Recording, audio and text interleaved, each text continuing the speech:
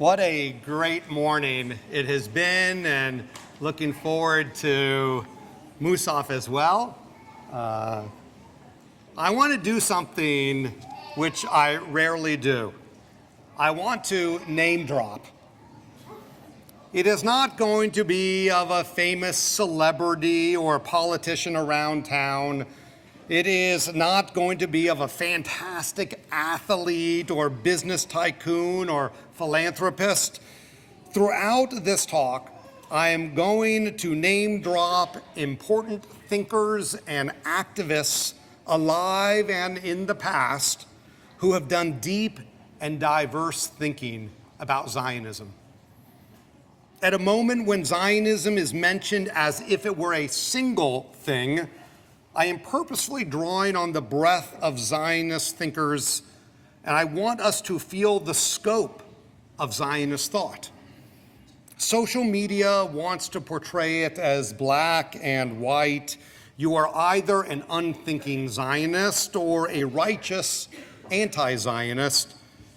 And there is an allure and simplicity to the binary. But there is a rich breadth of Zionist thought, and they did not all get along with each other. The term Zionism has lost the broad scope of various thinkers. Zionism has been subtly and now aggressively co-opted to mean something far narrower than even just a few decades ago. Today, in many circles, Zionism is erroneously synonymous with European colonialism or Jewish imperialism. It saddens me that today Zionism is used as a curse. It is graffitied as an insult. It is a political liability. Right here in Montgomery County, there is a group from the Democratic Socialists of America, DSA, that is pressuring candidates for our local Board of Education.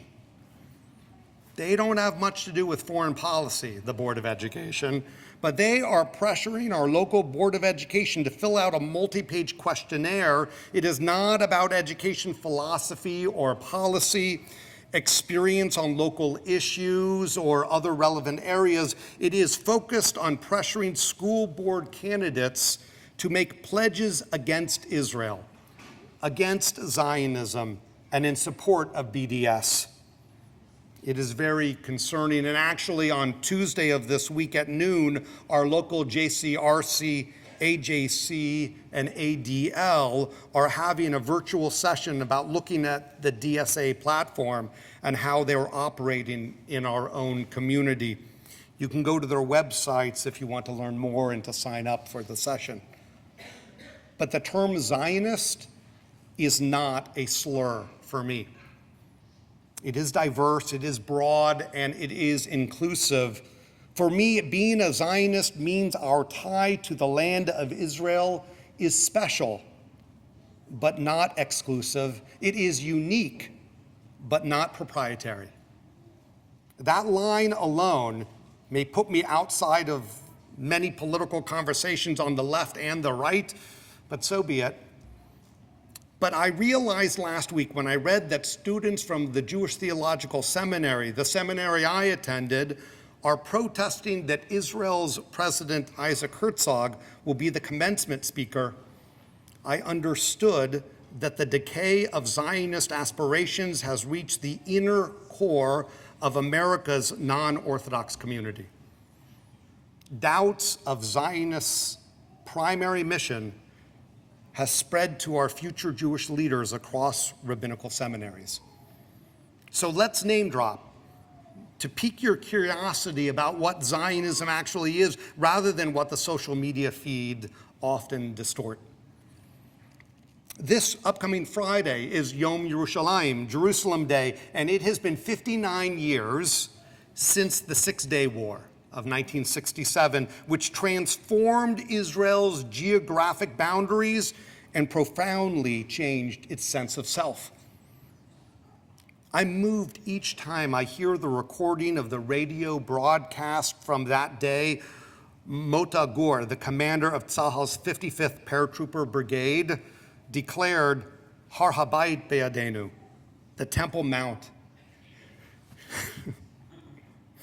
The Temple Mount is in our hands. It meant that since the year 70 of the Common Era, when Titus and his Roman legions destroyed the Temple Mount again was in Jewish hands. Almost 1,900 years bridged the scene depicted on Titus's arch in Rome of the menorah being carried off, and David Rubinger's famous picture of the paratroopers at the Kotel on that day in 1967, when Jerusalem was united once again. And now Jerusalem sits at the center of our prayers as well as our controversies. It is hard for younger people to appreciate the sense of elation. We are in such a different moment now. In 1967, the victory was the moment that changed Israel from being a fragile enterprise to becoming secure in its existence. It survived the military assaults, though the existential fissures to come were not yet fully understood by most. Just one expression of exaltation was from Rabbi Abraham Joshua Heschel.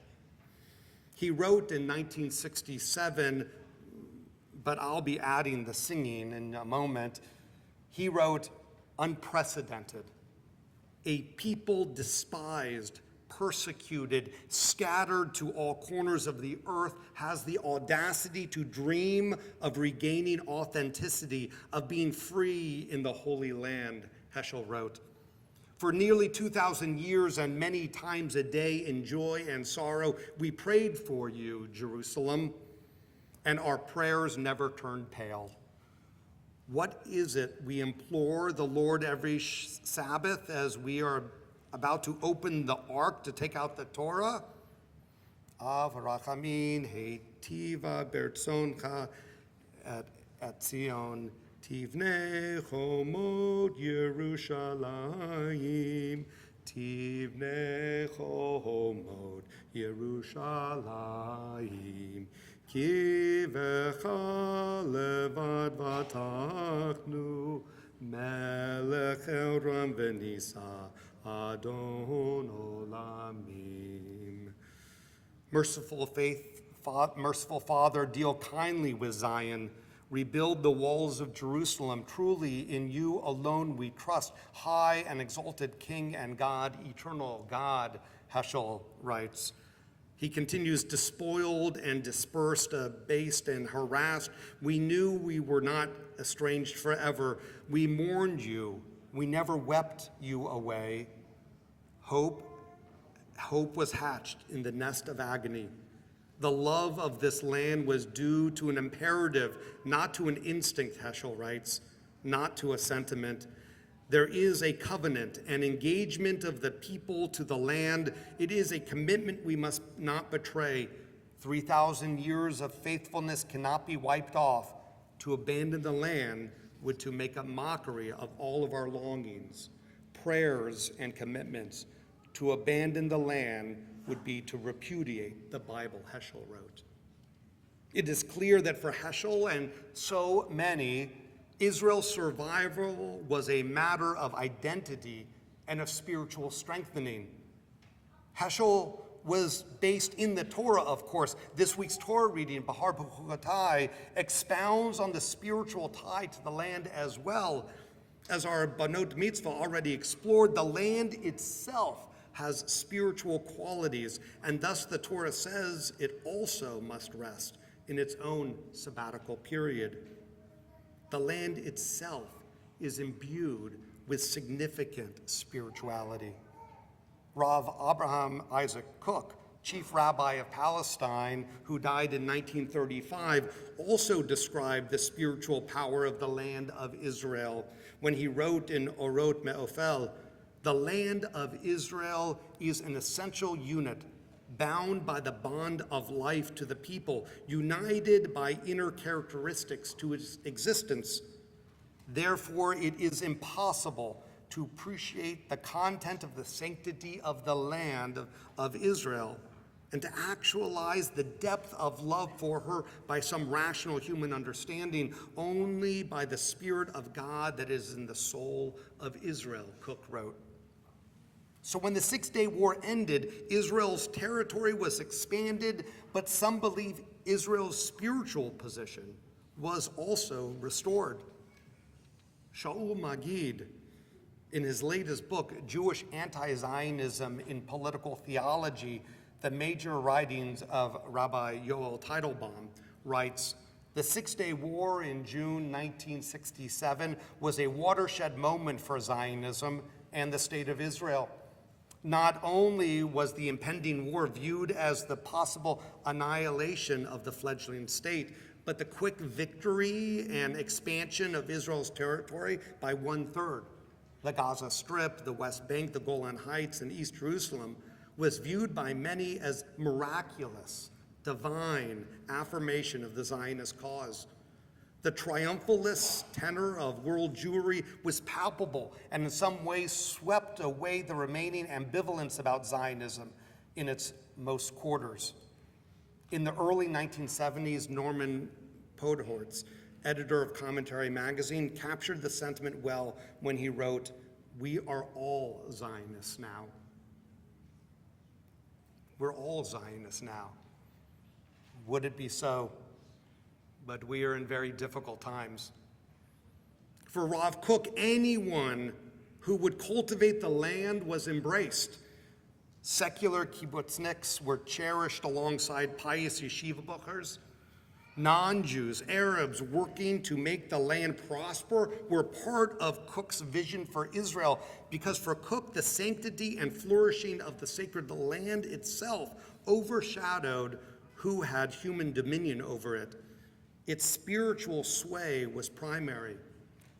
Kook's assumption and his experience was that Jews would bring the land to life. The spiritual Zionism of Rav Kook, though, was transformed after the Six-Day War. His son, actually, Tzvi Yehuda Kook, took his dad's teachings after 1967 and shaped them to justify a type of messianic exclusivity for Jewish supremacy.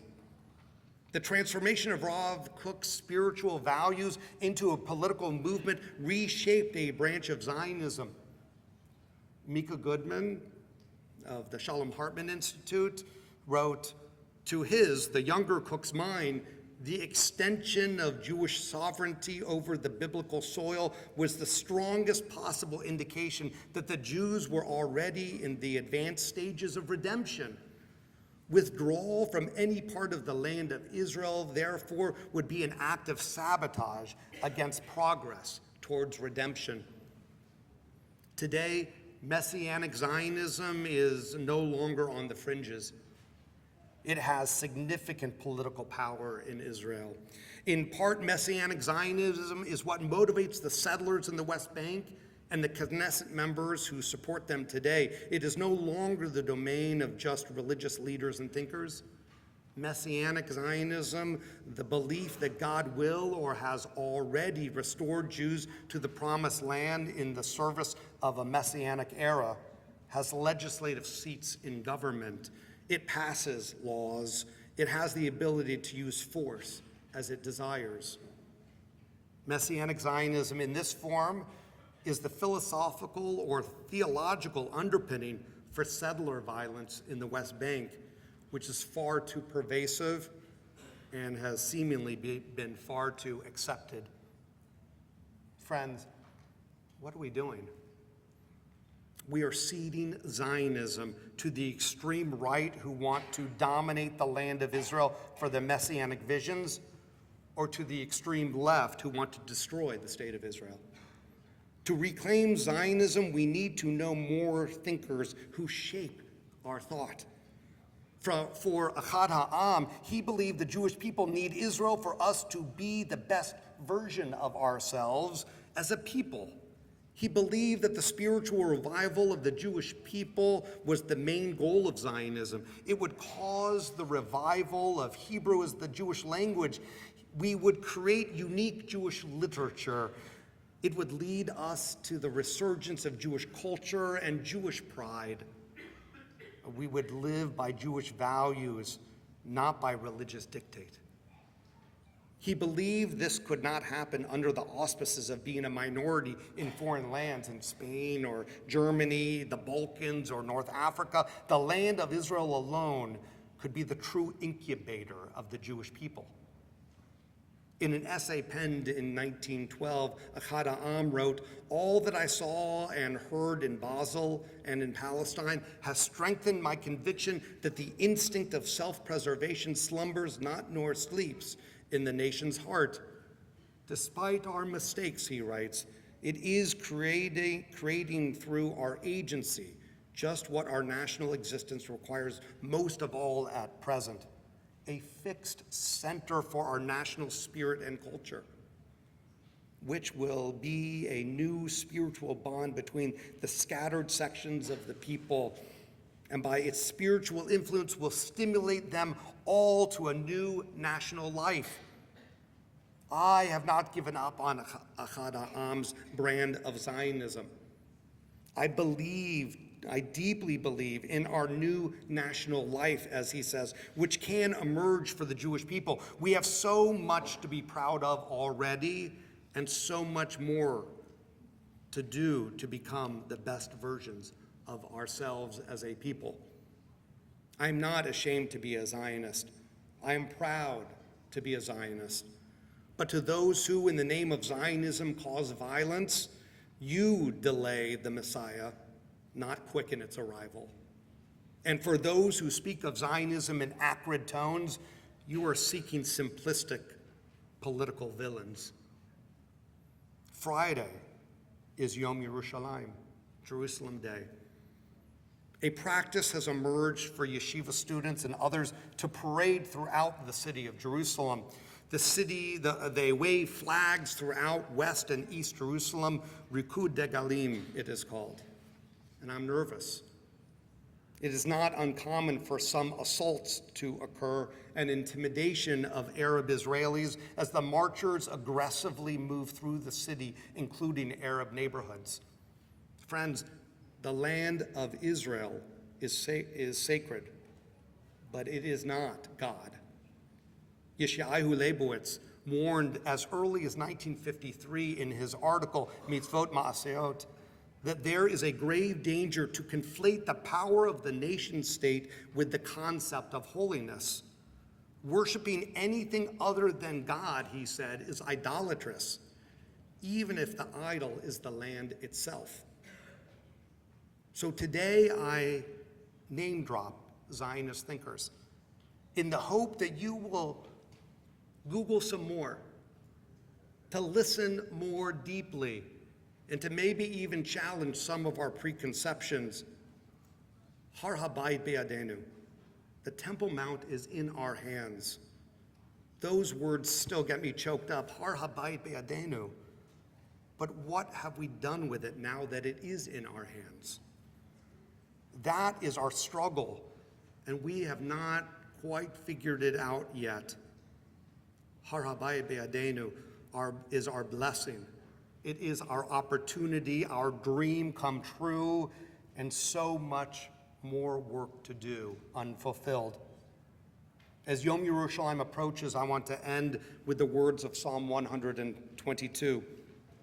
Pray for the well-being of Jerusalem. May those who love you be at peace.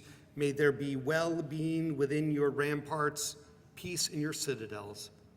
For the sake of my children and friends, I pray for your well-being.